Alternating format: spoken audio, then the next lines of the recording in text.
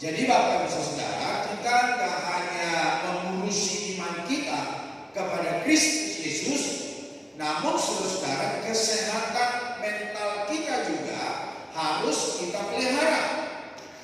Apa itu mental? Itu adalah kejiwaan Bapak Saudara. Jadi kesehatan mental itu adalah kesehatan jiwa, kesehatan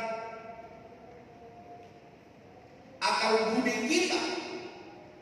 Jadi biarpun kita beriman kepada Kristus, ketika jiwa kita tidak sehat, maka apa yang kita kerjakan akan sia-sia.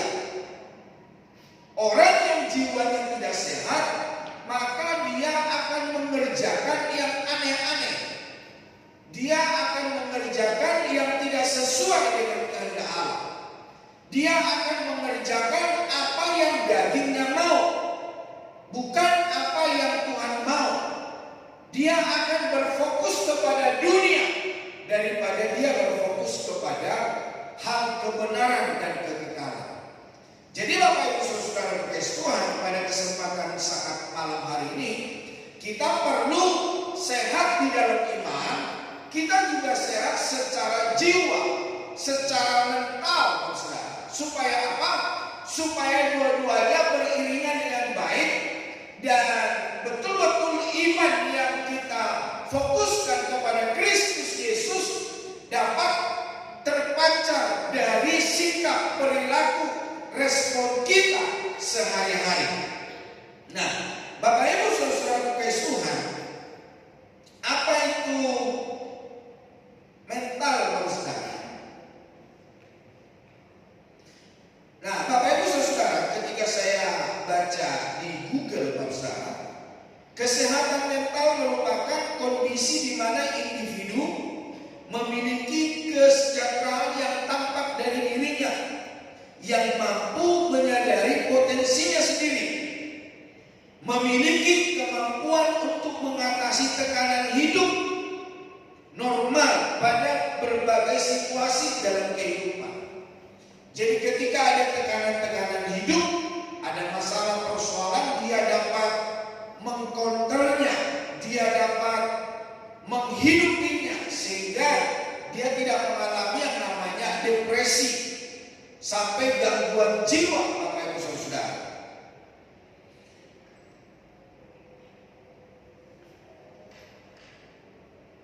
Nah, mampu bekerja secara produktif dan menghasilkan serta mampu memberikan kontribusi kepada komunitasnya. Jadi orang-orang yang mentalnya sehat, jiwanya sehat, dia akan berkontribusi kepada komunitasnya. Tapi ketika jiwanya tidak sehat, maka dia akan troublemaker, saudara. Dia akan menjadi pembawa bencana, pembawa musibah bagi komunitasnya. Tetapi setiap orang yang jiwanya sehat, maka dia berkontribusi lewat kehadirannya, maka komunitasnya itu semakin bertumbuh, komunitasnya itu kekeluargaannya semakin baik. Beberapa gejala tanda penyakit mental yang mungkin terjadi. Yang pertama, perubahan perilaku. Ketika seseorang jiwanya sudah mulai sakit, perilakunya juga akan berubah. Kalau tadinya dia baik, sekarang sudah nggak baik. Kalau dia tadinya merespon dengan baik, dengan bisa menahan emosinya, bisa mengkonter, bisa menyaring segala emosinya, kemarahannya, namun sekarang gampang meledak. Nah, kita bisa menilai hari ini apakah kita dalam keadaan sakit jiwa. Jadi jangan pikir sakit jiwa itu adalah orang ODGJ ya, yang sampai buka baju telanjang di jalanan sana, bukan. Tapi yang sakit jiwa adalah orang-orang perilakunya itu berubah. Nah, ini merupakan tanda munculnya penyakit mental yang tergolong mudah disadari melalui aktivitas sehari-hari.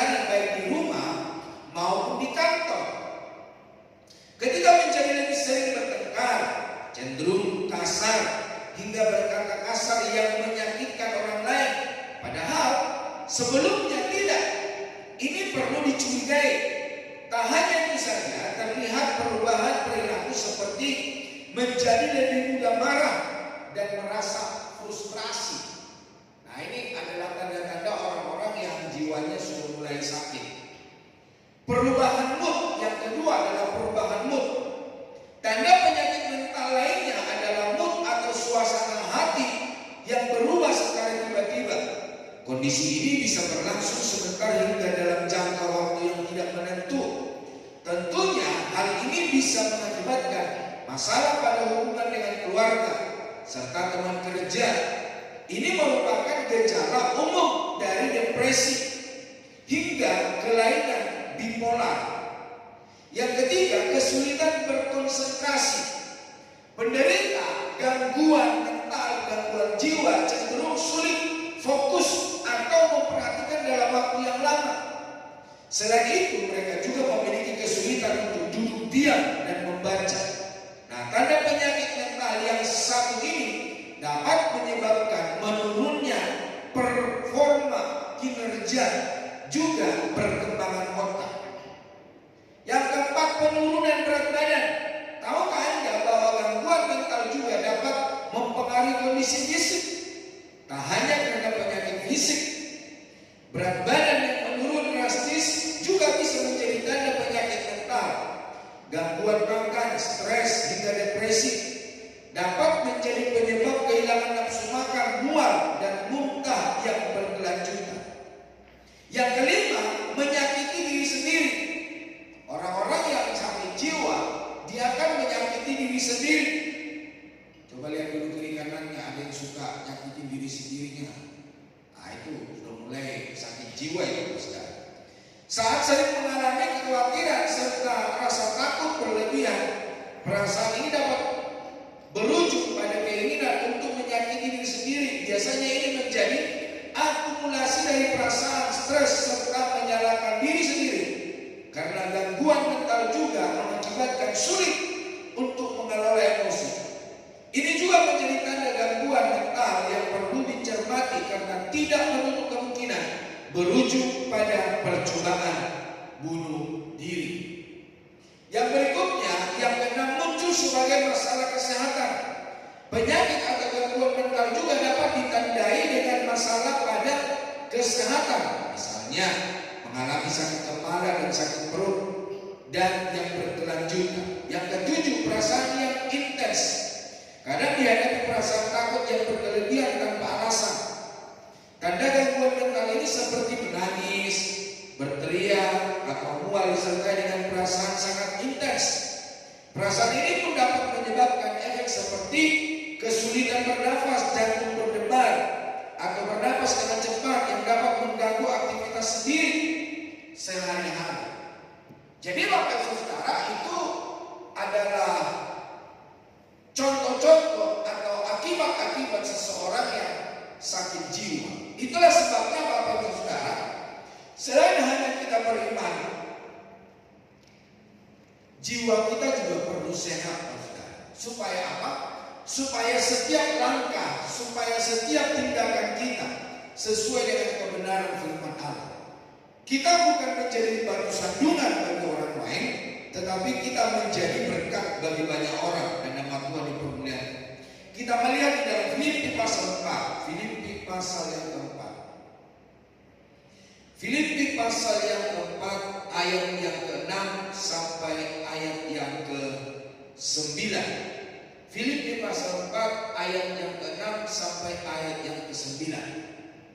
Filipi pasal 4 ayat 6 sampai 9. Kita baca bersama 2-3. Janganlah hendaknya kamu khawatir tentang apapun juga, tetapi nyatakanlah dalam segala hal keinginanmu kepada Allah dalam doa dan permohonan dengan ucapan syukur. Damai sejahtera Allah yang melampaui segala akal akan memelihara hati dan pikiranmu dalam Kristus Yesus. Jadi akhirnya, saudara-saudara, semua yang benar, semua yang mulia, semua yang adil, semua yang suci, semua yang manis, semua yang sedang benar, semua yang disebut kebajikan yang patut dipuji, pikirkanlah semuanya itu. dan apa yang telah kamu pelajari, dan apa yang telah kamu terima, dan apa yang telah kamu dengar, dan apa yang telah kamu lihat padaku. Lakukanlah itu, maka Allah sumber damai sejahtera akan menyertai kamu. Nah, Bapak Ibu Saudara kasih Tuhan, seseorang supaya tangguh di dalam Kristus, seseorang supaya kuat di dalam Kristus, maka mereka akan menghadapi berbagai persoalan, berbagai masalah, berbagai tantangan hidup. Makanya saya sering berkata begini, bagaimanakah aku berkata Tuhan itu adalah Tuhan penyembuhku kalau aku tidak pernah sakit? Jadi lewat sakit yang Tuhan izinkan dalam hidup kita, kita punya pengalaman pribadi bersama dengan Tuhan. Ketika kita kekurangan itu yang menempa hidup kita, sehingga kita punya perjumpaan dengan Kristus dan kita berkata bahwa Tuhan itu adalah Allah yang menyembuhkan, Allah yang mencukupi, Allah yang menopangku. Makanya ada sebuah ungkapan berkata atau tulisan berkata, seorang pelaut handal, ini kok nggak bisa ya, kalau memaknai nanti. Pelaut handal tidak dilahirkan dengan ombak tenang dan angin sepoi-sepoi basah. Dan juga halnya pengemudi cekatan tidak dilatih dengan jalan lurus, bebas hambatan dan mendatar. Bapak Ibu yang sudah pintar nyetir, tapi pintar menyetirnya di kota Balikpapan, supaya Bapak Ibu lebih pintar lagi, pergilah keluar kota.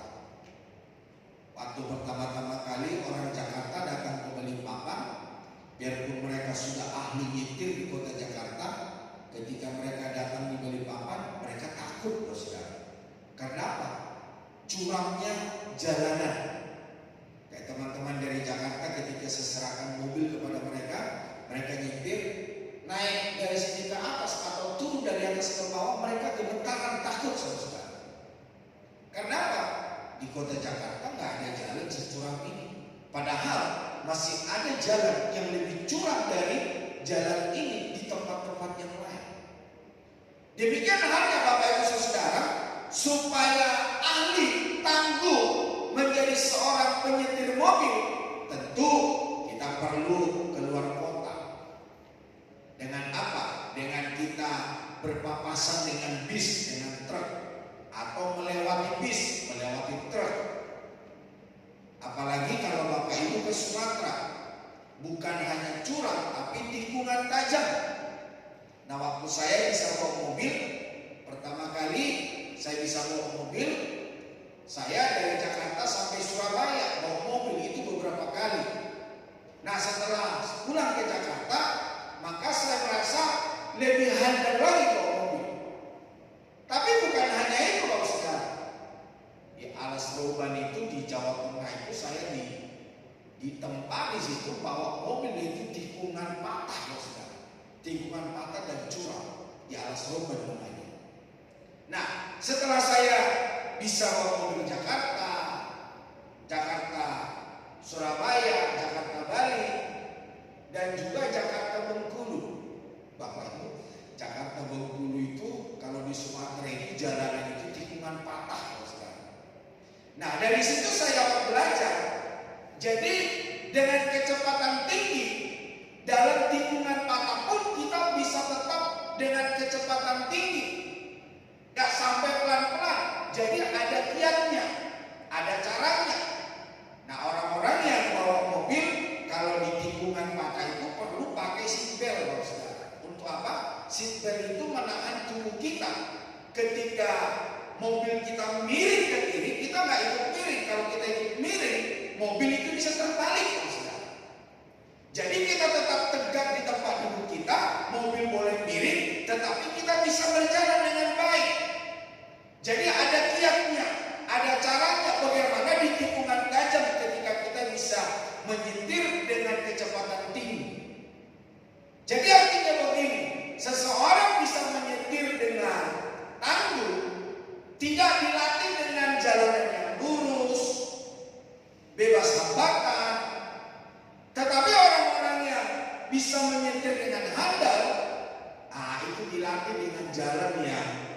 tidak lurus dan tidak datar. Bapak Ibu, kalau Bapak Ibu duduk di bis, kalau orang-orang Sumatera bawa mobil, tas Bapak Ibu di mobil itu bisa jalan-jalan set.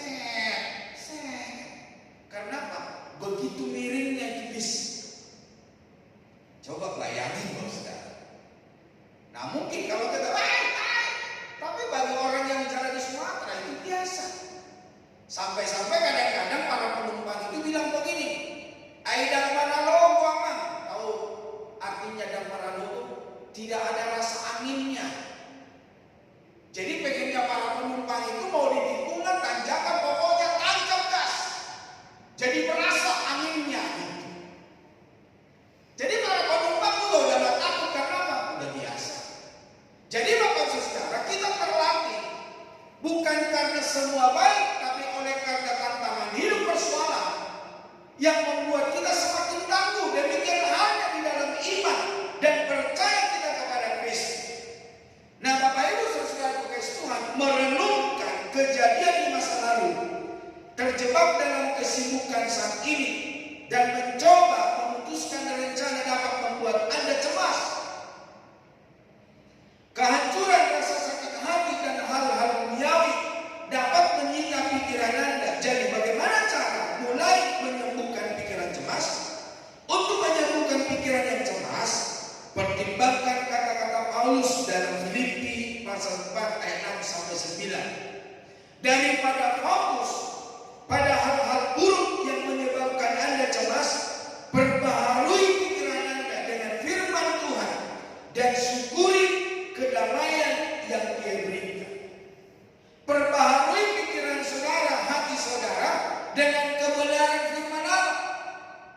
Taruh firman Tuhan di dalam hidupmu. Itu sebabnya firman Tuhan dalam Filipi ini berkata, apa yang benar, apa yang baik, pikirkanlah itu. Nah, saya bersyukur untuk para wanita di gereja ini punya komunitas untuk baca Alkitab setiap hari, 3 pasal setiap hari. Dan mereka sudah selesai dari Kejadian sampai Wahyu, dan sekarang berulang kembali dari awal. Saya juga bersyukur buat para pria-pria. Para pria-pria juga sudah membaca Alkitab, mengisi hidupnya dengan kebenaran firman Allah. Beberapa hari ini, beberapa waktu ini, anak-anak muda di gereja kita juga ikut membaca Alkitab secara bersama-sama. Jadi artinya pikiran kita diisi dengan firman Allah. Makanya firman Tuhan berkata, apa yang diilhamkan oleh Tuhan itu bermanfaat untuk apa? Memperbaharui, memperbaiki diri kita, memberikan kekuatan, membuang hal-hal yang buruk yang ada di dalam hidup kita. Itulah sebabnya Bapak Ibu Saudara, ketika kita mengalami hal-hal yang tidak sesuai dengan keinginan kita, mari isi hidup kita dengan kebenaran firman Allah. Nah, kehidupan yang keras menuntut hadirnya pribadi-pribadi yang tangguh. Jika tidak, pasti akan dilibas oleh berbagai tantangan yang semakin besar ini. Akhir zaman yang bisa melibas iman dan percaya kita, semangat kita oleh karena tantangan hidup yang begitu besar. Tetapi ketika kita memiliki firman Allah itu yang menjadi kekuatan kita. Makanya saya seringkali berkata, firman Tuhan itu jadi kaca spion, firman Tuhan itu jadi kaca rias, firman Tuhan itu menjadi rel dalam kehidupan kita yang membuat kita tidak terjerembab. Karena itu kita perlu menjadi orang percaya yang sehat secara mentalitas, bukan hanya secara jasmani. Ada banyak orang tubuh jasmaninya sakit tapi jiwanya tubuh jasmaninya sehat tapi jiwanya sakit. Sama juga Ustaz. Tubuh kita sehat tapi kalau jiwa kita sakit, sama saja. Kita tidak akan dapat merasakan kasih karunia Tuhan, berkat-berkat Tuhan. Nah, apa yang membuat kesehatan mental terjaga? Yang pertama saudara, membangun kehidupan dengan doa. Jadi bangunlah hidupmu dengan doa. Salah satu pemicu gangguan kesehatan mental adalah kekhawatiran yang tidak direspon dengan benar. membangun hidupnya di dalam doa. Sekalipun ada berbagai-bagai macam masalah persoalan di dalam hidupnya, ketika dia membangun hidupnya di dalam doa, maka dia akan mengalami Tuhan, dia akan berjumpa dengan Tuhan. Makanya ada orang banyak berkata begini, kamu itu ya saya lihat setiap hari senyum aja, tertawa aja, sukacita saja. Sepertinya kamu itu gak punya masalah. Bukan karena seseorang itu tidak punya masalah, Pak Ustaz. Karena dia punya hubungan pribadi dengan Tuhan. Dia percaya bahwa Tuhan adalah sumber kekuatan, sumber jawaban. Dia punya firman Tuhan yang menjadi penghiburan, menjadi jawaban di dalam hidupnya. Bapak Ibu Saudara, kalau Bapak Ibu belajar kebenaran firman Allah, Yesus ketika ada di dalam dunia, ternyata dia banyak berdoa. Di dalam firman Allah berkata di dalam Markus, pagi-pagi benar dia sudah bangun dan pergi untuk berdoa. Nah Bapak Ibu Saudara, pagi-pagi apa yang Bapak Ibu lakukan? Atau jam berapa Bapak Ibu bangun? Ketika Bapak Ibu bangun, adakah waktu berdoa untuk Tuhan atau doa Bapak Ibu Saudara tidak khusus tanpa perangko? Bapak Ibu bilang, Tuhan terima kasih buat malam hari ini. Amin. Atau oleh karena Bapak Ibu terlambat bangun, berdoa pun enggak, berdandan pun bisa sama-sama. Sampai-sampai roll rambutnya bisa sampai ke kantor, saudara. Itu pernah diposting oleh seorang singer kami di Petamburan. Jadi Bapak Saudara, roll rambut itu masih ada di rambutnya. Dia udah sampai di kantor, dia turun dari angkot, ternyata masih ada roll rambut di kepalanya. Nah, roll rambut tadi masih ada di kepala. Kapan dia doa? Jadi Bapak Ibu Saudara Kristen, Yesus itu pagi-pagi benar untuk berdoa. Bukan hanya itu Bapak Saudara. Setelah dia melayani sepanjang hari, bekerja sepanjang hari, dan saya melihat ketika dia selesai memberikan makan 5.000 orang, setelah dia melayani orang-orang itu, dia kasih makan. Di dalam firman Allah berkata, dia pergi menyendiri untuk berdoa. Jadi di malam hari itu setelah dia bekerja, dia pun berdoa. Bukan hanya itu Bapak Saudara. Ketika dia mau mengambil keputusannya apa? Mau memilih 12 rasul, dia pun berdoa. Semalam-malaman dia berdoa. Sehingga ketika dia memilih 12 rasul, dia pun berdoa, saudara. Bukan hanya itu, di celah-celah kesibukan Yesus, di dalam firman Allah berkata ada banyak orang membawa orang sakitnya, orang kerasukan setan, dibawa kepada Yesus untuk disembuhkan. Namun ketika pasien masih banyak, Yesus menyingkir untuk berdoa. Nah, bagaimana ketika Bapak Ibu sibuk? Masihkah ada waktu untuk berdoa? Saya waktu pelayanan kering ke Green Winter, yaitu pemboran minyak Pertamina, saya sudah jam 5 pagi di Carrefour. Bicaranya bahwa jam 5 pagi itu kita sudah berjalan dibawa sama para driver. Tapi ternyata sekarang setengah 6 baru kita jalan. Oleh karena apa? Teman-teman para ustadz itu yang harus ceramah di sana juga, pendeta juga berkhotbah, para ustadz juga ceramah. Jadi perjalanan kita ditunda dulu. Oleh karena apa? Mereka sembahyang. Nah, bagaimana dengan kita? Di cara-cara kesibukan kita, adakah kita berikan waktu untuk Tuhan atau kita berkata, aduh lagi sibuk ini gak sempat berdoa? Kita harus belajar dari orang-orang muslim itu. Bapak Ibu kalau siang-siang hari Jumat mau ngisi bensin di pom bensin, jangan harapkan Bapak Ibu bisa ngisi pom bensin jam 12. Itu jam sholat mereka hari Jumat. Nah, bisakah kita orang Kristen di celah-celah kesibukan kita memberhentikan semua aktivitas kita berdoa sama Tuhan? Tapi saja Yesus saudara, nanti Bapak Ibu baca dalam Alkitab. Bukan hanya itu, sebelum Yesus menghadapi salib, ketika Yesus ditangkap, maka Yesus berdoa di taman Getsemani. Jadi artinya saudara, sebelum kita menghadapi masalah persoalan, kita harus berdoa. Tapi ada banyak orang ketika mereka sedang mengalami masalah persoalan.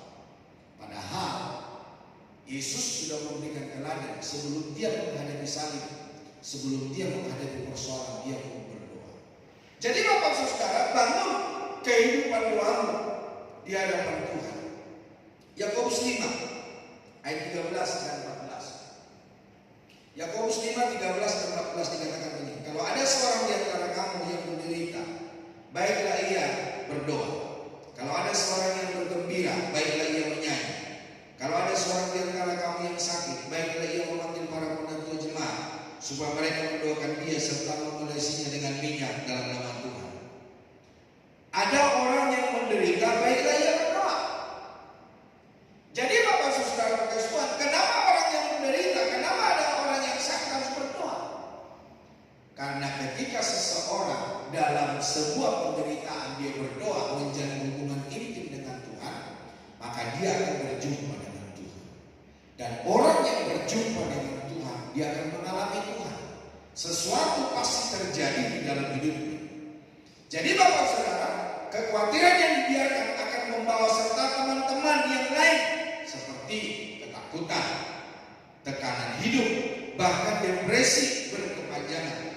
Nah, solusi yang harus kita perbuat dan kerjakan, menyatakan kepada Tuhan segala hal keinginan atau kerinduan kita di dalam doa dan ucapan syukur. Kekhawatiran tidak bisa diusir atau ditengking, tetapi diserahkan kepada Tuhan dalam doa. 1 Petrus 5 ayat 7, ada yang hafal? Serahkanlah segala kekhawatiran kepada Tuhan, maka Dia akan memelihara kamu. Jadi Bapak Saudara, ketika kita dalam kekhawatiran, ketika kita dalam persoalan, datanglah berdoa kepada Tuhan. Itulah sebabnya Bapak Ibu Saudara, berhenti mencari alasan.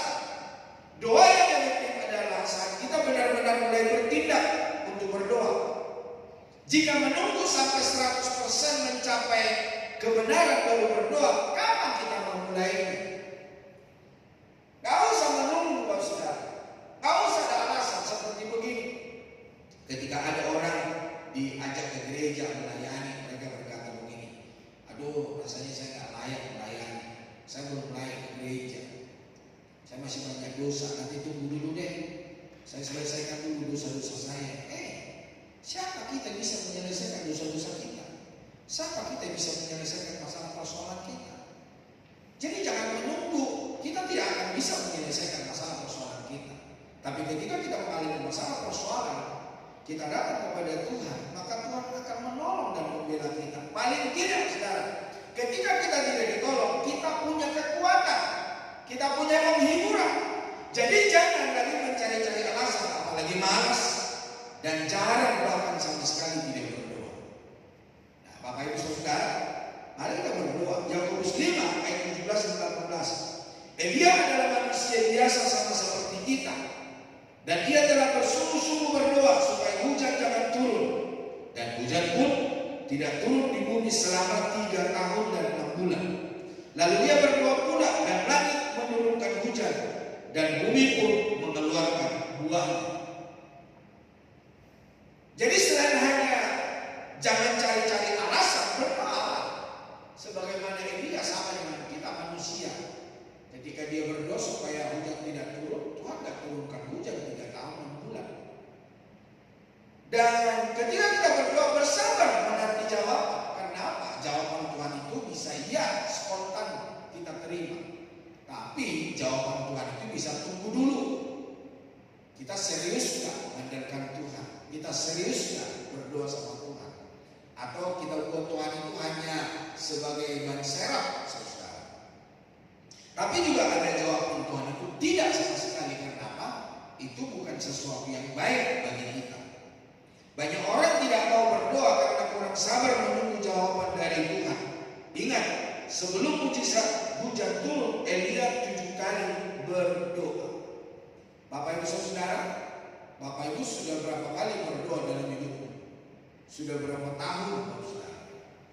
Waktu saya ada di Palu, pelayanan di Palu, saya cukup lama juga di Palu, Saudara. Dan pada kesempatan itu di dalam ibadah sebuah rumah tangga,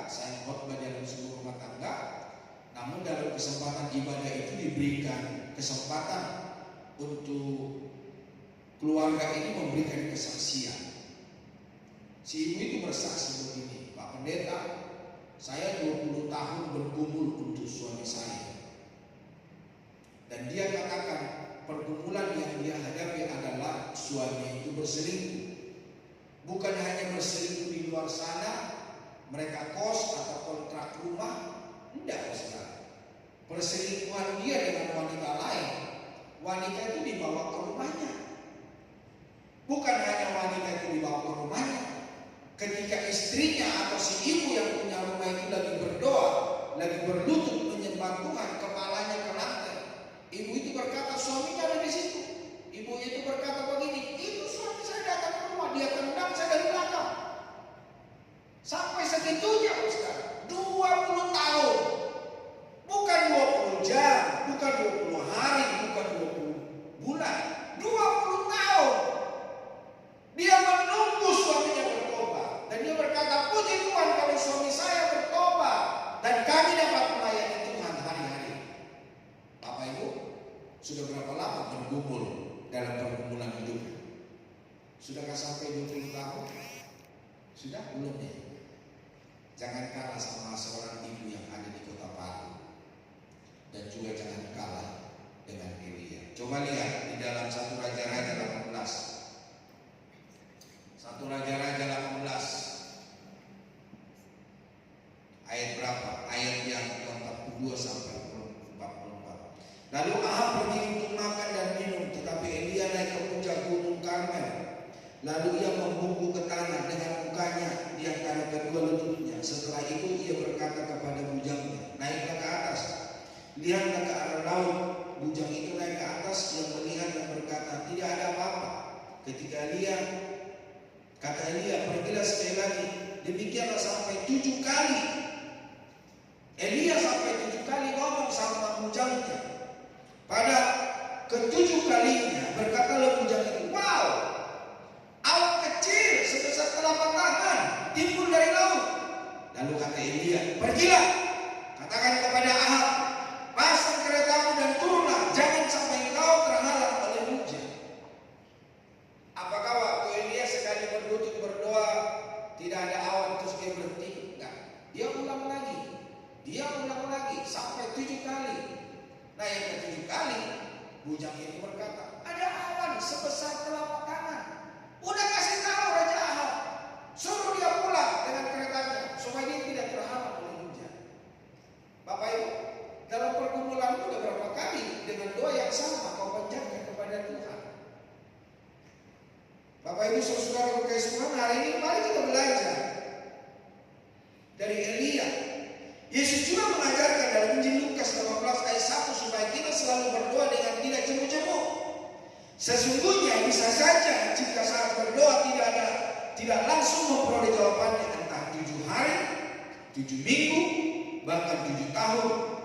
Inilah bagian kehidupan iman yang Tuhan ingin bangun dalam hidup kita. Sebab waktu Tuhan berbeda dari hidup kita, serta di luar pemikiran kita dan pengertian kita. Jika tiap kali berdoa selalu langsung ingin ada jawabannya, itu namanya sulap. Allah berdaulat. Jadi percaya serta berserahlah pada kehendaknya. Tindakan berdoa adalah tindakan iman. Teruslah berdoa meski belum menerima jawaban.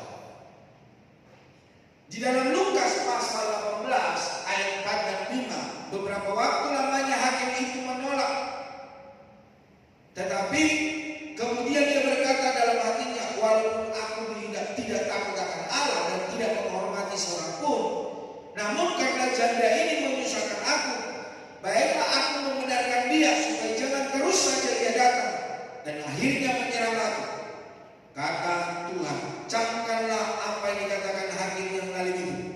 Tidakkah Allah akan memberikan dan membenarkan orang-orang pilihannya yang siang malam berseru kepadanya? Dan adakah yang mengulur-ulur waktu sebelum menolong mereka? Aku berkata kepada, ia akan segera membenarkan mereka.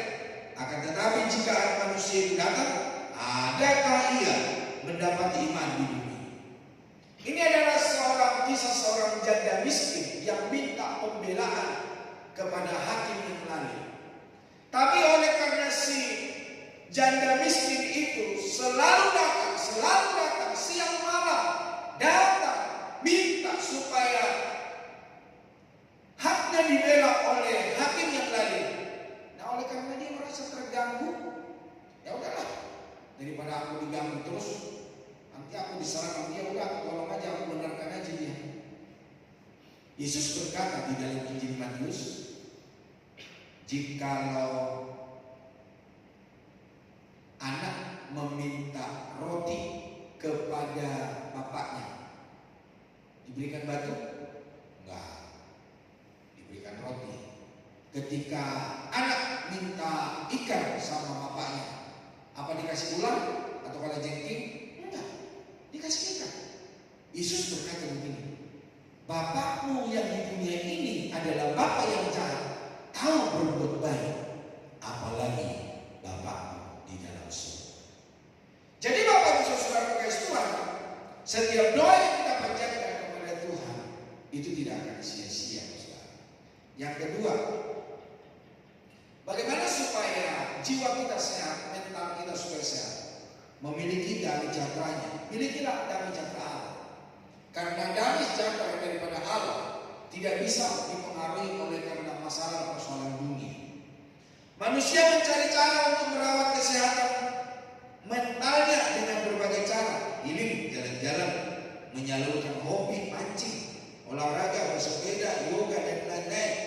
Semuanya ternyata hanya menjadi solusi sementara. Iya, sementara mancing, dia lupa masalahnya. Sementara dia bermain bola, persoalannya dia lupa. Sementara dia main catur, dia lupa akan tantangan hidupnya. Tetapi ketika dia selesai main catur, setelah mancing, setelah main bola, dia pulang ke rumah, bekerja di kantor, persoalan itu akan menindih dia kembali.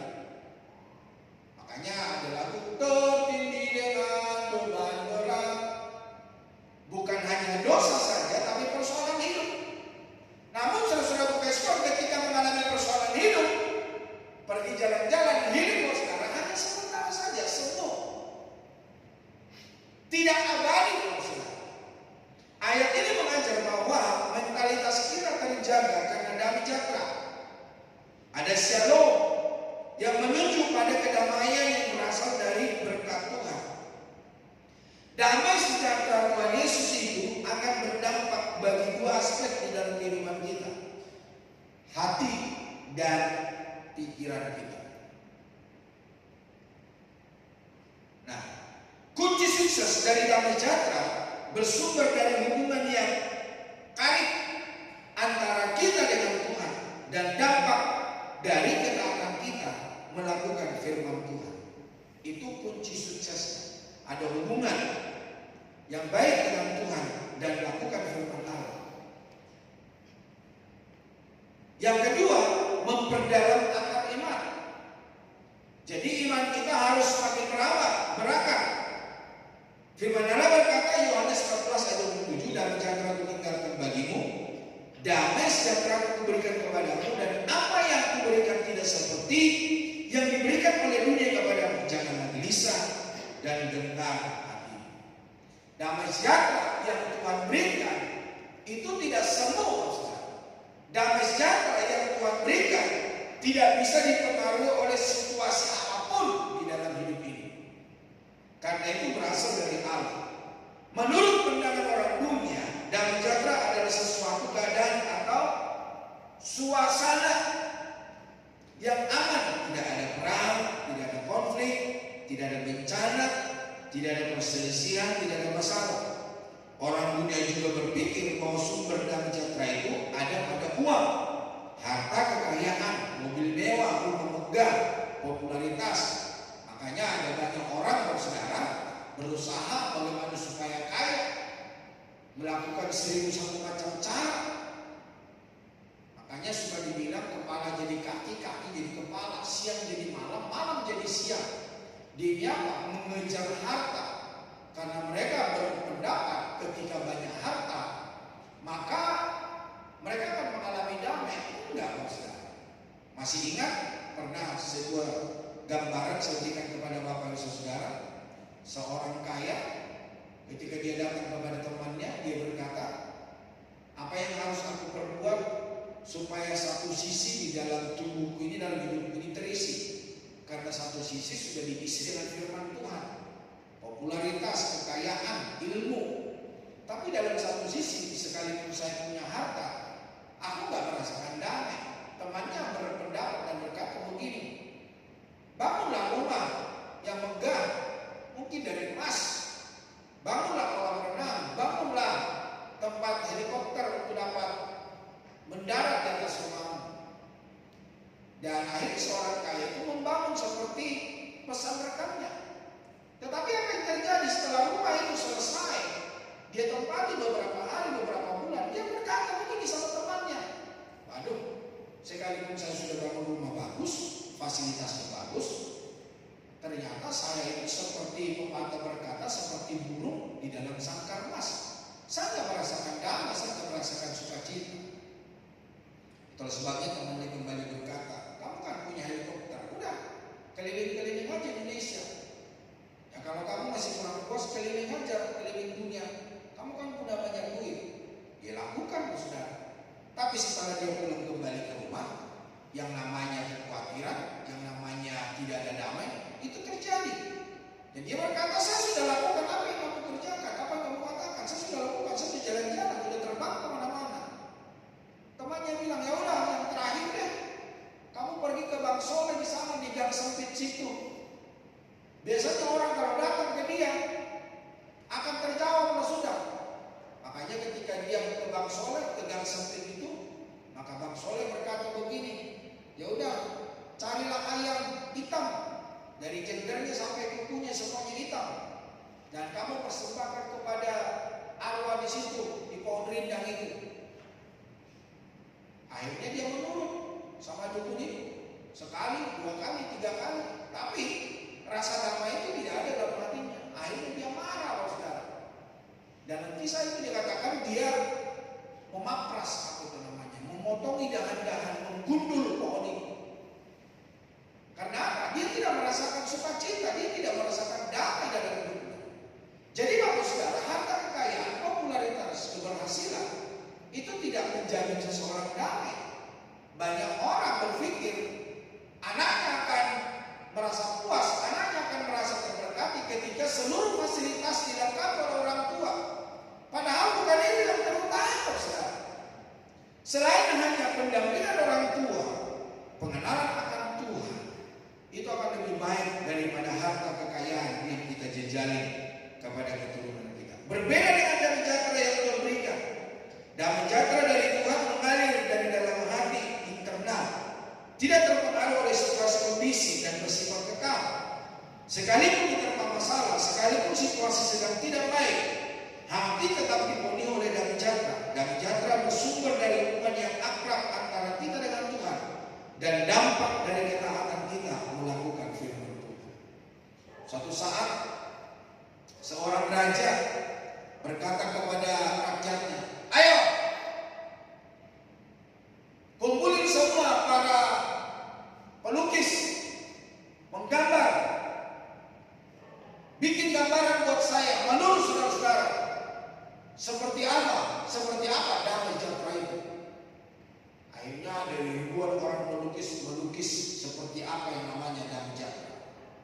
Tapi dari ribuan orang itu hanya 3 orang yang dipilih jadi pemenangnya. Pemenang yang nomor 3 dikatakan dalam kisah itu adalah seorang yang melukiskan gunung, terus ada awan dan langit biru, dan burung-burung berterbangan, saudara. Dan ada kampung di daerah pegunungan itu. Dan dikatakan inilah gambaran damai sejahtera. Tapi pemenang kedua digambarkan di situ bahwa para petani lagi menanam padingnya, ada yang menuai hasilnya, ada yang berkolam, ada yang anak-anak sedang bermain, dan semua bersukacita. Ada yang ikut hidup anak-anak berayunan. Dan pelukis itu berkata, inilah tanda damai sejahtera. Tapi pemenang pertama, dia melukiskan gelombang laut yang tinggi, badai yang besar. Dan di tengah-tengah badai itu ada batu karang yang teguh berdiri di situ. Dan Bapak Ibu tahu, dia membuat sebuah gambaran.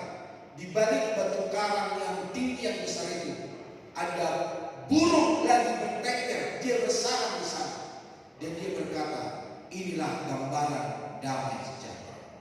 Dan raja berkata, inilah pemenang utama, pemenang pertama.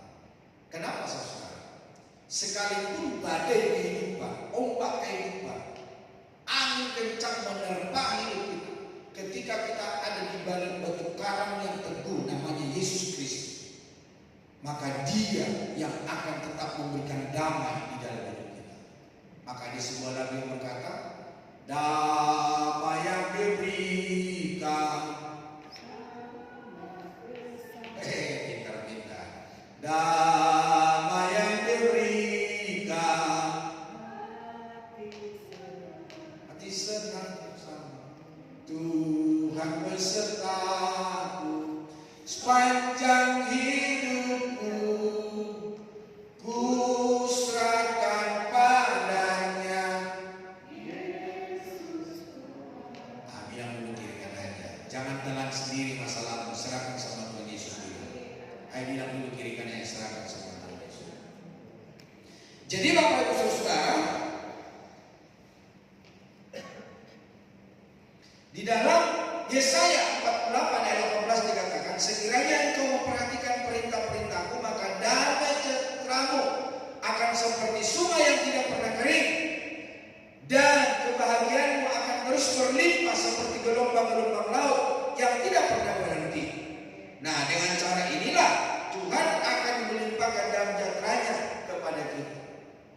Kalau hidup kita, pikiran kita, langkah-langkah kita diisi oleh kebenaran firman Allah, maka itu yang akan memberikan damai dalam hidup kita. Yang terakhir, bagaimana kita dapat supaya jiwa kita sehat? Yang ketiga, memikirkan hal-hal dunia. Pemusik boleh bantu firman ayat 8 dan 9 dari bacaan kita. Menjaga mentalitas yang sehat dapat dilakukan dengan menjaga apa yang kita pikirkan. Biasanya orang berpikir negatif atau sebaliknya, overthinking mengakibatkan kesehatan mental terganggu. Jadi ada orang memikirkan hal-hal yang belum tentu terjadi di dalam hidupnya. Dia sudah takut, dia sudah khawatir. Padahal sekarang apa yang dipikirkan, kekhawatiran yang dipikirkan belum tentu menimpa hidupnya. Apakah Bapak Ibu pernah mengalami seperti itu? Kita khawatir sekali, kita takut. Aduh, jangan-jangan nanti ini, jangan-jangan itu. Padahal tidak terjadi. Setelah kita jalani, kita lewati, tidak terjadi. Itu namanya overthinking. Kadang-kadang membuat konsentrasi kita, menghilangkan damai sejahtera kita. Itulah sebabnya pikirkanlah yang baik, pikirkanlah firman Tuhan. Taruhlah firman Tuhan dalam pikiranmu, dalam hatimu, dalam hidupmu. Firman Tuhan itu menjadi kekuatan, firman Tuhan itu menjadi penghiburan, firman Tuhan itu menjadi jawaban di dalam hidupmu. Maka engkau akan dapat tegak berdiri. Ku kan berdiri di tengah badai dalam kekuatan yang kau berikan.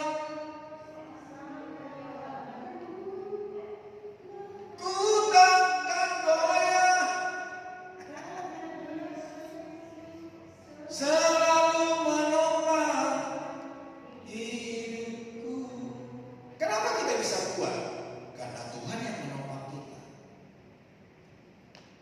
Ada lagu berkata, bukan dengan kekuatanku ku dapat jalani hidupku, tanpa Tuhan yang di sampingku ku tak mampu sendiri. Engkaulah kuatku yang menopangku, ku